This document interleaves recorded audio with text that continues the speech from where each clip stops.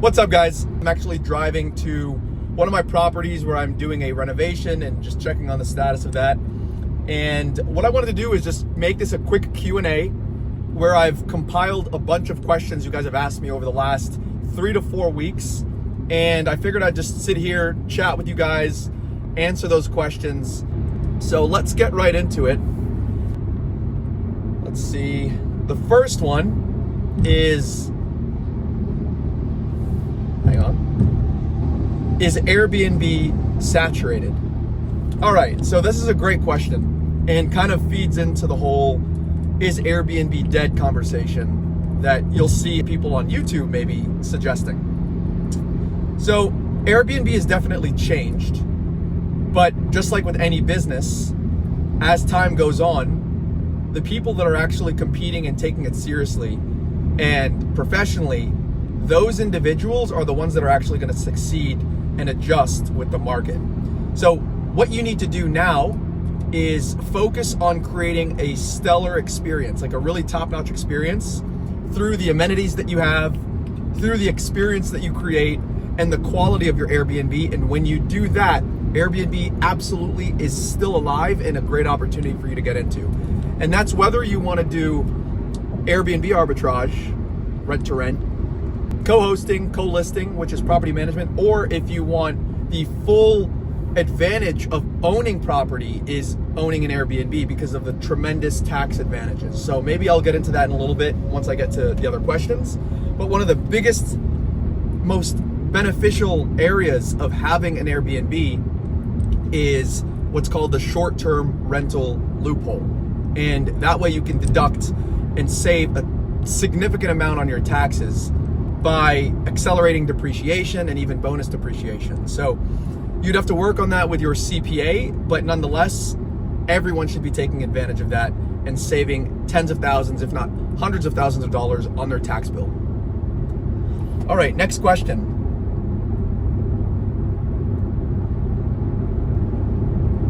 Should I start with arbitrage? Arbitrage, rental arbitrage, for those of you that don't know, is when someone rents a property on a long-term basis and then you sublease that property on platforms such as Airbnb, VRBO, Booking.com. And that's a phenomenal way to start your Airbnb journey and build up cash flow, right? So while you won't have the tax advantages, you'll still have the cash flow advantages when you're finding the right properties that are performing well, and when you follow a simple process of optimizing your property against your whole market, which is something that is one of the biggest keys that I teach anyone that I work with in my program. We focus on the market research and the property research so that you can find the right properties for Airbnb arbitrage and make it a success. Again, it all comes down to selecting the right properties. And it's something you can quickly scale out, okay? One thing that I do offer when I work with people one-on-one is they get my landlord scripts, they get all the furniture lists, they get basically every single thing that my operation runs on, and how to secure those listings, how to find the properties, how to talk to the landlord, get their permission to do this all in a compliant way. And arbitrage is a great way for you to start in Airbnb. All right, next question.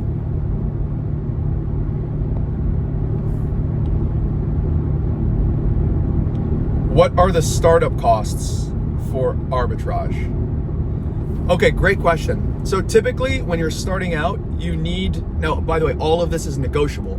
Very important, all of this is negotiable. But when you find the property, typically you need security deposit. It's just like if you were going to go rent out a property. You need that security deposit. If the property is unfurnished, you have to go get the furniture. If it is furnished, you get to save that expense, which is about $10,000 to $12,000 if you're furnishing a single family property, 3 to 4 bedrooms. You're looking at about $10,000 to $12,000 on average. And a way that you can bypass that is, of course, finding properties that are furnished and focusing your efforts and your budget on optimizing it and making the furniture really, really nice, or adding amenities. And that way the basics are already handled. So that's something that I've been able to do. I've also helped my students do, is finding those properties that actually already come furnished and you optimize and get nice accent pieces and really stand out from your competition. So security deposit, sometimes first month's rent. In many cases, I've done this again and also have shown my students how to negotiate it, but there's ways that you can negotiate getting free rent up front so that you don't need to pay that first month's rent. You also don't need to necessarily pay a security deposit if you know how to negotiate with the landlord, okay?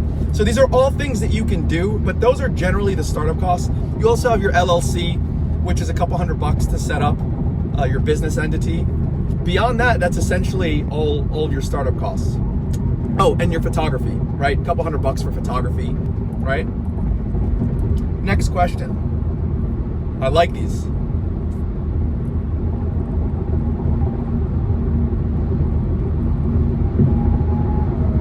What if I fail? Let me share a little bit about my background with failing in business, okay? I've tried so many different businesses. Failure is a part of your journey as an entrepreneur. The reason you're looking at this video, the reason I even got into Airbnb is because you wanted to build a business to have more freedom, okay? You want more freedom. So what you're currently in, or whatever situation you're currently in, is not enough for you in the life that you want to live. So failure is going to be part of that. Failure is just part of life. It's you accumulating those failures is actually you accumulating lessons and learning and building upon them and actually succeeding when you've actually found the right opportunity. So I had done e-com, I've been doing businesses online, all sorts of things that you can imagine, and many of them didn't work. But what I was able to do is build upon those, and once I found opportunity with Airbnb and had a mentor, everything clicked, and that was my actual success when it came to business on a big level. And my first property, it was $12,500, about $12,200 or $12,500 that I earned in the very first month. I remember it specifically. First booking, and this was all in the same month that I got the property. I got a $3,400 booking, I got a $1,600 booking, and it was a $7,200 booking, all in the first month. And that was completely life-changing for me. Not just the money, but it was the, oh my God, this works, on top of having a job, right? And that's another great thing. You can start, and most people start their Airbnb business while they already have another job or other businesses going on. And it's completely something that you can do incrementally and start out putting time in and building up to the point where you have that additional freedom or additional income, whether it's $2,000, $3,000, $5,000, $10,000 a month. How could that change everything going on in your business, for your family, for yourself, to earn another $5,000 a month even from a single property? That's a rent, that's a mortgage, that's a car payment, that's a vacation. Basically, it gives you more freedom, right? So failure, going back to the question, failure is a part of the journey of getting to where you want to go. You just can never quit. That's the key. I've failed many, many times, and I continue to build upon my failures and continue to succeed because I never quit, and you can never quit. It's all in how you think about it. So, yes, failure can happen, but the way you mitigate failure in Airbnb is focusing on your market research, focusing on staying in the right investment, in the right property. People fail in Airbnb by choosing the wrong property and not doing enough research. So that's the biggest thing we focus on when I work with my students one-on-one. That is probably the biggest aspect of it, is making sure we get the right property. You don't want to jump the gun and jump into a property that isn't ideal. That's when most people make those mistakes and get into the wrong properties and end up not succeeding. But when you do Airbnb the right way and you focus on your market research, meaning what areas are best for you, your market research meaning which city or town or wherever it is that you're looking to do Airbnb, is that in a place that the numbers check out and Airbnb is a good investment in that particular area. That's the most important thing. And then once you do that, then you need to find and narrow down on the property within that market and make sure it's a winning property or make it into a winning property. Okay, so there's a methodology to doing this, right? So anyway, I think I might have gone on all sorts of tangents with this failure question, but that's the way you mitigate failure in Airbnb. But more about that question in general, you can never let the fear of failure stop you, because where you are right now already is not where you want to be. So you have nothing to lose by stepping into the unknown and doing a new business or trying a new opportunity or taking the risk on any investment, whether it's Airbnb or any other business. That's the only way you're going to make it to the next level. So that's the most important piece of failure. Failure is part of life. You just can't stop at failure. You have to keep going until you succeed. You have to adjust the sails. You have to adapt. You have to make sure you're adapting and never quitting. And having a mentor is huge. I've spent tens and tens of thousands of dollars on mentorship and making sure that I have the right information from people that have succeeded before me and they've already got the answers. That's the biggest shortcut. And that saved me not only tons of money by doing that, it saved me a tremendous amount of time, which is more valuable than money. So that's what I would recommend to you. Okay, I know I beat that question to death. Let's get to the next question. Okay, what do we have next? What is the biggest mistake new hosts make? Okay, that pretty much goes into, I talked a little bit about that. The biggest mistake new hosts make, or anyone aspiring to get into Airbnb, is they get into the wrong property. That's easily the easiest one if you're not doing it right and you're not doing your research properly. So that's the most important thing, again, is your market research, using tools like AirDNA, knowing how to use the tool, because you have to filter out the data that doesn't really help you and stick to the data that is beneficial to you. That's one of the most important things. So that'll help you narrow down a location. Next, you have to narrow down a property and understand what are the characteristics of a winning property in 2025. Very important. Amenities and experiences are everything in 2025. So you have to make sure that your property either comes with really nice amenities that are not in your market, and this comes down to your market research. You want to stand out from the rest. And that way you can charge top dollar because no one can compete with you. If you have a pickleball court and no one else has a pickleball court, well, guess what? You've just created a moat around your business. Even just from one property, you're going to be booked, especially for people that love pickleball. Just an example, right? So you really have to study your market. And again, one of the things that I make sure that I do before I go into an investment is run the numbers the right way and work with my students to run the numbers the right way, use all the tools that we have to make sure that we're looking at every single possible expense, every single data point using AirDNA or Airbnb, and looking at all the competition and how to enter the market and be competitive and actually beat the competition. It's all about your market research and positioning yourself well. So that's in a nutshell how you, those are the biggest mistakes. What else? That would be the biggest mistake that new hosts make, I would say. Next.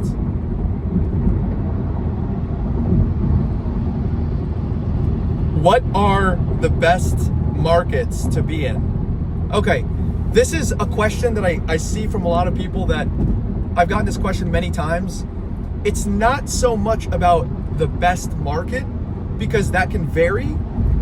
Usually you want to find properties that are near metropolitan areas or that have a lot of vacationers that travel to them. And you still have to run the numbers because there could be saturation there. You want to find a place that either is not as competitive or position yourself in the market, any market, where there is a demand, right? There is a demand, and ideally less of a supply. So high demand, it's all supply and demand, right? And that's why you get amenities that stick out. It's all supply and demand.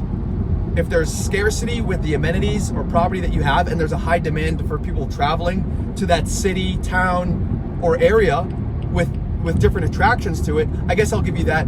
an important piece is any city where people go there often for certain things, certain events, certain attractions, those are typically good places. But again, there is no city that is better than all other cities. That's going to come down to the research that you do.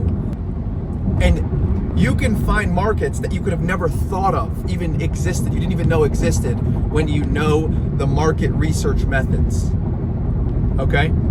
I've seen people go into markets that are really hot and do terribly because they didn't position their property correctly. And I've seen people go into markets where I didn't even know this town existed, and they are killing it. They're just crushing it. So that comes down to your market research. I would get out of the mentality of this city is better than all other cities, because guess what? The moment you identify a city like that, everyone's gonna flood to it and it's no longer gonna be a good city anymore, or town. So you have to think, you have to think that way. Where is the opportunity based on the data, and is it somewhere I can enter the market and stand out? That's how you need to think about it. There is no best market or worst market. Typically, just you have to look at supply and demand, look at all the data, look at all the numbers, and see how you can stand out. Okay. We'll do, let's see, what else do we have?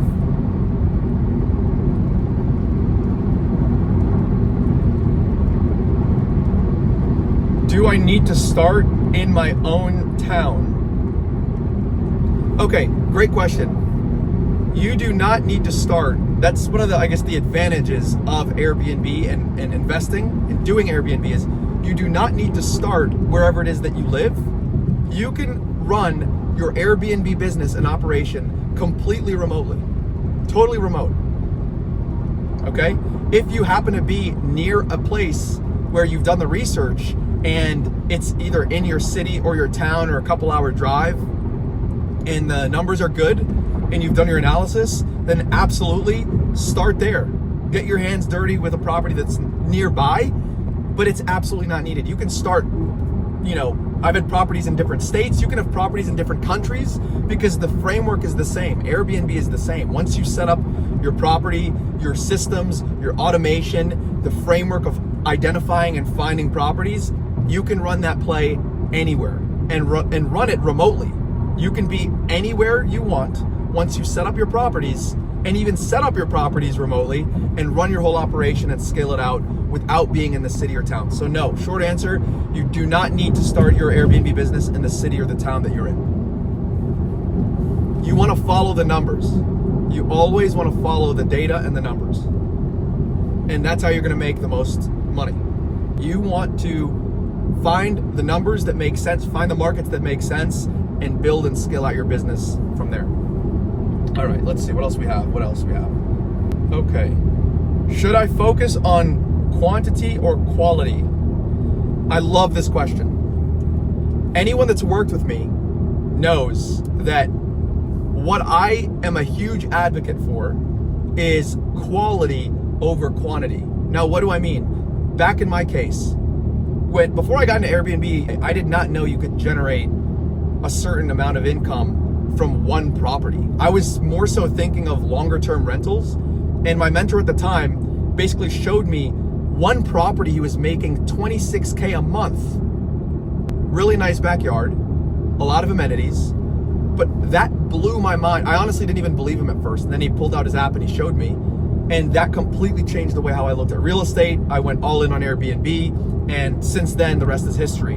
And that's how I generated my 12,000 and some change in my first month, is he helped me find that property, by the way. So quality over quantity. I'm not a fan of go get 10 different units and they're each making a couple $100 a month. Why would you do that? The work it takes to do, so many different properties that aren't generating as much cash flow, you can replace with getting a higher quality property and earn even more than that just in one property. Okay, so that is absolutely what I recommend. Focusing on quality over quantity. You want one property that can make what 3 mediocre properties are going to make you, because that's going to be a third of the work for you, a third of the operations, a third of the everything. You just have to put, again, the right amount of market research into the property search that you're doing, and then you can find these areas that are gold mines, and that's exactly how you focus on quality over quantity in your Airbnb search. Okay? So, great question. I think I'm gonna wrap up on that question, guys. I'm almost getting to where I'm heading here. So I'm gonna leave it at that, ladies and gentlemen, and thanks for tuning in. I hope this was very helpful for you, especially if you're starting out and looking to get into Airbnb. So for those of you that are interested in learning how to start your Airbnb business, you can click one of my free course videos where I teach you A to Z how to start. And then for those of you that are more serious and want some one-on-one guidance, I have a mentorship program where I work with you one-on-one. I only work with a handful of students every month. You can click the link in the description, apply to see if you qualify to work with me. And if that's what you're looking to do, I'd love to see if it's a good fit and work with you and help you build out your business. So for the rest of you, be great, like, subscribe, leave a comment, and I'll catch you in the next one.